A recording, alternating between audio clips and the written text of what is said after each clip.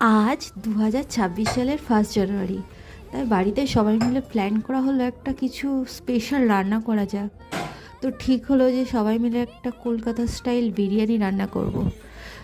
তো তার জন্য আমরা ইউটিউব খুলে দেখতে থাকলাম যে কোন রেসিপিটা ট্রাই করা যায়। হঠাৎ করে সালমা দা শেফ এই চ্যানেলের একটা কলকাতা স্টাইল চিকেন বিরিয়ানির ভিডিও দেখে বসে পড়লাম বিরিয়ানি রান্না করতে।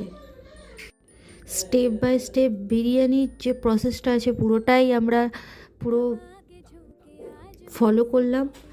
আর রেজাল্ট যেটা এলো সেটা জাস্ট অ্যামেজিং।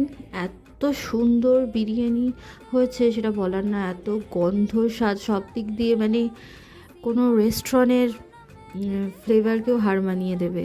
Just wow. এর আগে অন্তত 5বার আমি বিরিয়ানি বানিয়েছি এবং সবসময় ফেল হয়েছিলাম, বাট এইবার সব কিছু একদম ঠিকঠাক ছিল। ভাতের চাল থেকে শুরু করে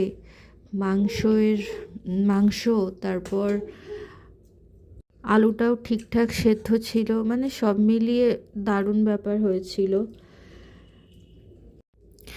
আর একটা জিনিস জানো তো, কোনো কিছু নিজে যখন চেষ্টা করব তখন সেটা খেতে যতটা না সুন্দর লাগবে, সেটা যখন পরিবারের সঙ্গে সবাই মিলে বসে প্ল্যান করে কিছু রান্না করা হয়, সবাই একসঙ্গে মিলে আমরা কাজ করি এবং যখন রেজাল্ট আসে সেটা সত্যিই খুব ভালো হয়, তখন একটা অন্যরকম আনন্দ হয় যেটা বলে বোঝানো যাবে না। আর সেই খাবারের টেস্টটাও অন্যরকম হয়ে যায়, বেশি করে সুন্দর হয়ে যায়।